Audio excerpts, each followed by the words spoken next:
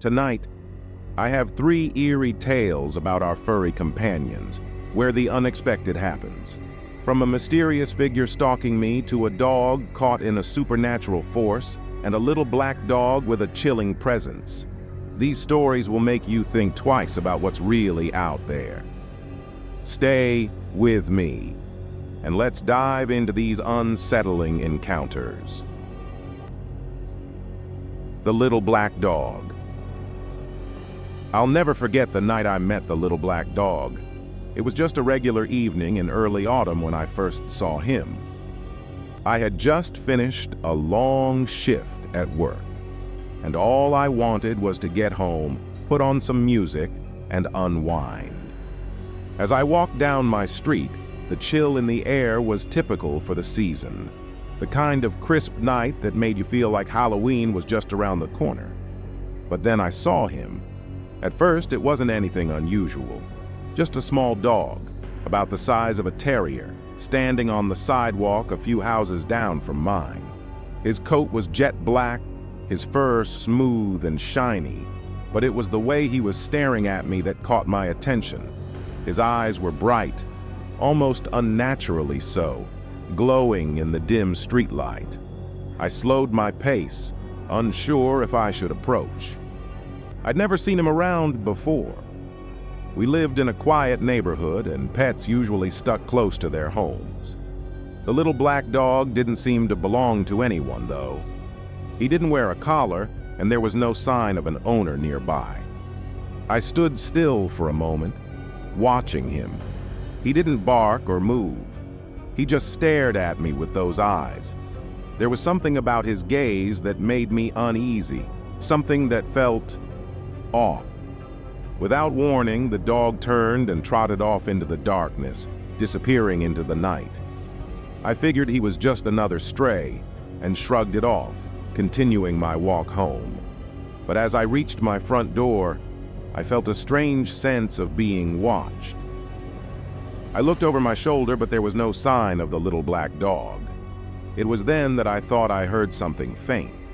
Footsteps, soft but deliberate, coming from behind me. I froze.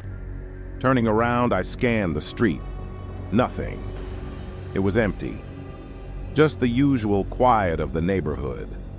I chalked it up to being paranoid and went inside, locking the door behind me. But the feeling of unease didn't leave. I kept hearing those footsteps in my mind, and I couldn't shake the image of the little black dog's glowing eyes. The next few days were uneventful, but I couldn't forget about him. Every time I left the house, I would scan the street for that small, shadowy figure, but I never saw him again. Until one evening, just as I was heading to the grocery store. It was about 7:30 p.m. when I first spotted him again, standing at the same spot where I had seen him days earlier.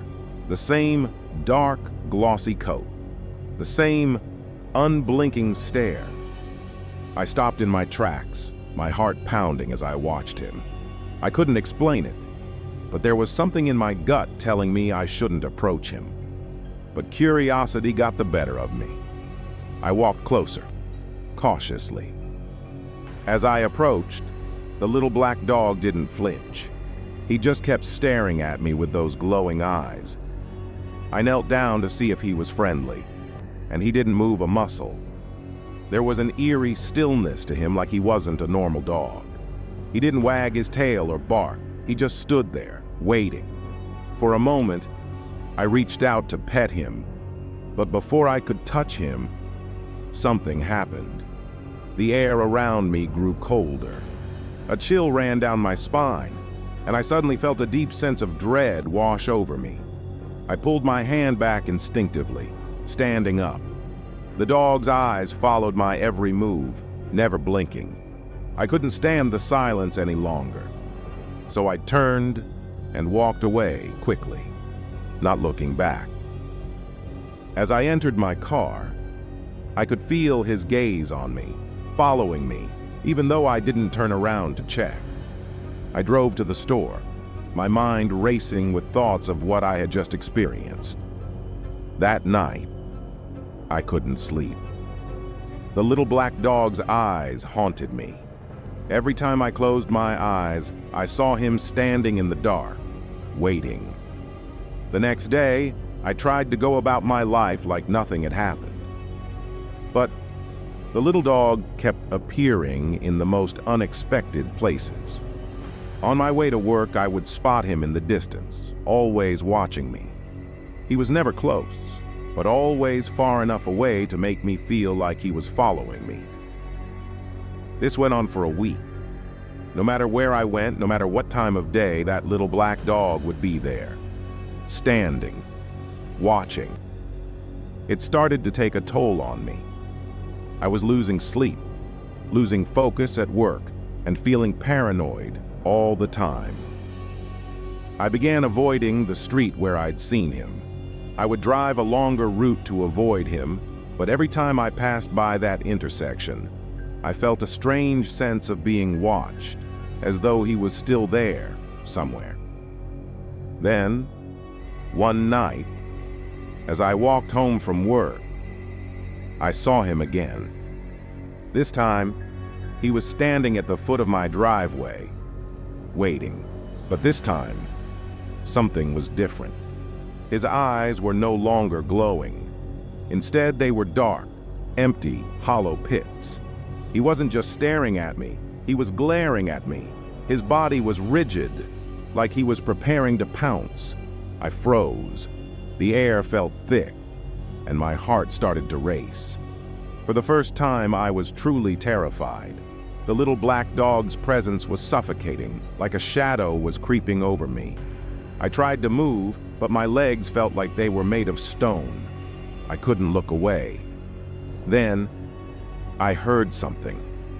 A low growl. Not from the dog, but from somewhere deep within the darkness. The sound was so eerie, so unnatural, that I didn't think twice before turning and running. I bolted up the driveway, my pulse pounding in my ears.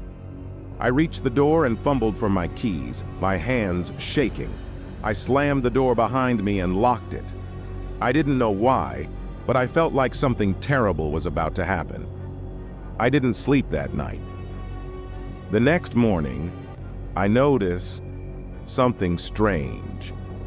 A set of muddy paw prints was on the floor of my hallway. I had locked the door, and there was no way the dog could have gotten inside. But somehow, the prints were there, leading up to my bedroom door, then disappearing. I tried to dismiss it as a trick of my mind, but every night after that, the little black dog would appear. And every night, the sense of dread grew stronger. One night, I finally decided to confront him. I couldn't live in fear anymore. I went outside, armed with a flashlight, and called out to the dog, telling him to go away. But this time, he didn't just stare. He started moving toward me. Slowly, deliberately, his eyes locked on mine. As he got closer, I felt an overwhelming sense of coldness, like a wave of death was washing over me. Before I could react, he lunged at me. The last thing I remember was the sensation of sharp claws digging into my chest, and then everything went black. I woke up hours later in my bed, confused and disoriented. There was no sign of the little black dog, no scratches, no injuries. But there was one thing that stuck with me, something that terrified me more than anything I'd ever experienced. The shadow in the corner of my room, and his glowing eyes still staring at me. I've never seen that little black dog again. But sometimes, when the night is quiet and the air is cold, I feel those eyes on me once more. And I can't shake the feeling that he's still out there, waiting, watching. The Poltergeist dog. I was 21 years old when I got my first real job, pet sitting, for a family that was going on vacation. The job was supposed to be easy. Feed the dog, take it for walks, and make sure everything in the house was in order. But what I didn't know when I accepted the offer was that this seemingly innocent task would turn into one of the most terrifying experiences of my life. It all started with a phone call from Mrs. Harris. She was an elderly woman who lived in an old Victorian house just outside of town. Her dog, a German shepherd named Rocky, was a huge part of her life. She had told me over the phone that he was a bit skittish, but otherwise, he was a good dog. She explained that her husband, who had passed away several years ago, was a huge fan of paranormal stories, and he'd always believed the house was haunted. I didn't think much of it at the time. Old people and their stories, right? I was looking forward to earning a bit of money, so I agreed to pet sit for them. The day they left, Mrs. Harris handed me a set of keys and some instructions, and with that, they were off. I drove out to the house, and when I arrived, I was struck by the eerie feeling the place gave off. The Victorian house loomed in front of me, its windows dark, and the surrounding trees were so thick that the sun barely made it through. The air had that musty, stale smell, like an old house that hadn't been lived in for years. Rocky greeted me at the door. He was a massive dog, bigger than any German shepherd I had ever seen. He had the usual dark coat, but his eyes were different. There was something almost sad about them. He didn't bark like other dogs do when they greet strangers. Instead, he just stared at me for a long time before letting me inside. I went through the motions, feeding him, taking him outside to the backyard, and making sure everything in the house was locked up tight. As nightfall approached, I settled into the living room, watching TV and trying to get comfortable. But Rocky was acting strangely. He kept pacing back and forth, his eyes glued to the corner of the room. Every few minutes he would stop, stare at something invisible in the corner, and then growl low under his breath. At first, I thought maybe it was just me getting creeped out by the old house. I tried to calm myself and focus on the show, but every time I looked at Rocky, his behavior got weirder. His ears were perked, and he was staring unblinking into that same corner. I shrugged it off and decided to get some sleep. But sleep wouldn't come easy. Around 2 a.m., I woke up to the sound of something moving in the hallway. At first, I thought it was just the house settling. Old houses make strange noises, right? But then I heard it again, something dragging across the floor, followed by a faint scratching sound. It was coming from just outside my bedroom door. My heart began to race as I pulled the covers tighter around myself, straining to hear over the pounding of my pulse. I reached for my phone to check the time. 2:34 a.m. I had to check on Rocky. I quietly opened the door and stepped into the hallway, my footsteps echoing on the hardwood floor. The house was dark, save for the faint glow from a street lamp outside. But as I walked toward the stairs, I froze. The scratching sound was louder now, coming from the living room. And there was something else, like a low whimpering sound, almost like a voice that didn't belong to Rocky. I swallowed hard, my throat dry. I had to go check. I crept into the living room, and there, standing by the corner where Rocky had been staring earlier, I saw something that chilled me to my core. It wasn't a person. It wasn't an animal. It was a shadow, a dark, shifting mass that seemed to move and writhe as if it were alive. It had no shape, no form, just darkness. And then, as I stood there frozen, the shadow seemed to shift and elongate, forming into the outline of a dog. A dog that looked almost like Rocky, but it wasn't him. It was a twisted, distorted version of him. The fur was patchy, and its eyes glowed with an unnatural red hue. I couldn't breathe. I was paralyzed, unable to move as the dog-shaped shadow moved towards me, its form flickering in and out of existence. It growled, a deep, menacing growl that shook me to my core. Just as I thought I was going to lose my mind, I heard Rocky's bark. It was loud, sharp, and full of fury. He ran toward the shadow, and for a moment the two forms collided in a blur of movement. Then, the shadow disappeared. The room was silent again. Rocky was standing there, panting heavily, his fur standing on end. He looked at me, and for the first time since I'd arrived, his eyes seemed terrified. He didn't approach me or wag his tail. Instead, he backed away slowly, never breaking eye contact. I had to get out of there. I rushed to the door, grabbed my things, and called Mrs. Harris immediately. I didn't care if it was the middle of the night. I needed to leave. When she answered, I could barely keep my voice steady. I can't stay here," I said, my voice shaking. "There's something wrong with the house. With the dog." Mrs. Harris was quiet for a moment. "It's not the dog, dear," she said, her voice softer now. "It's the house. It's been haunted for years. My husband always said the spirit of the dog from the previous owner still haunts it. It's been trying to communicate with Rocky, but sometimes it becomes violent. That's why Rocky's been acting strange.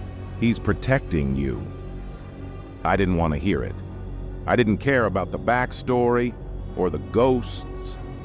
All I cared about was getting out of that house. I never went back to that place, and I never saw Rocky again. Mrs. Harris called me a few days later to ask if I'd seen anything unusual, and I told her the truth. How the shadowy dog appeared, how it seemed to haunt the house. She didn't seem surprised. She said, "Some things in this world are better left alone, dear. Some things we should never try to understand." And to this day, I still don't know what I saw that night. Whether it was a ghost, a poltergeist, or something else entirely. But I know one thing for sure. There was something in that house. Something dark. Something that wasn't supposed to be there. And Rocky? Well, I hope he's okay. The Night Stalker. It was the beginning of summer when I, Emma, a 19-year-old college student, was given the job of dog sitting for my neighbor, Mr. Riddle. The Riddles had an old, decaying farmhouse a few miles outside the small town we lived in. They were a strange couple, always quiet and reclusive. But one thing was for certain. Mr. Riddle loved his dog, a large black German shepherd named Max. It was a big dog, intimidating even, but I had no issue with dogs and figured it would be an easy gig. The job was simple. Feed Max, let him outside, and keep him company for a week while the Riddles went on vacation. The house itself was nothing special. Just a run-down old farmhouse with creaking floorboards and dusty, faded walls. But what struck me as odd was how isolated it was. There were no neighbors nearby, no busy streets or traffic. It was just a house, a lonely house, sitting under the shadow of towering trees that seemed to cover the whole property. The first night went by without incident. Max was friendly enough, though he kept a bit of distance. I assumed it was because he was still getting used to me. I let him outside around 10 p.m., and we sat together on the porch, me sipping on some iced tea while he lay beside me, staring out into the darkness of the woods that surrounded the property. That was when I first noticed it. At first, it was just a flicker in the corner of my eye, a shadow, or maybe just the wind stirring the trees. But then I saw it again. This time, I was sure. A figure, standing near the tree line in the distance, just watching. It was too far for me to make out any details, but the shape was humanoid, tall and thin. My heart began to race. I glanced down at Max, who had suddenly stopped resting, his body stiff and alert. His ears were perked, his eyes fixed on the same spot in the woods where the figure stood. I shivered. It was as if he could see something I couldn't, something I didn't want to see. I told myself it was nothing. Maybe it was a trick of the light or my imagination playing tricks on me. But then the figure moved. Slowly, it shifted from the tree line, stepping forward. My breath caught in my throat. Max began to growl, low and deep, like he was trying to warn me. I stood up abruptly, telling myself that it was nothing to be scared of. But as I walked back toward the house, the figure continued to follow, always just out of my line of sight. It was as if it were moving between trees, staying hidden but always there, watching.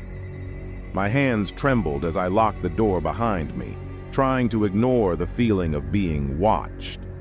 I spent the rest of the night tossing and turning in bed, the sounds of the woods outside growing louder. I could have sworn I heard something scratching at the windows, but when I checked, there was nothing. Just darkness. The next morning, I went outside to check on Max. The air was thick with humidity, and the early morning sun barely broke through the dense canopy of trees above. Max wasn't in the yard like he usually was. I called out for him, but he didn't come. I searched the entire property, calling his name in vain. That's when I found something strange. Just beyond the tree line, in a patch of tall grass, there were deep, fresh claw marks on the ground. The kind of marks that would come from an animal, except these were too large, too deep to be made by anything natural. My stomach twisted. I didn't know what was happening, but I knew something wasn't right. I couldn't shake the feeling that I wasn't alone.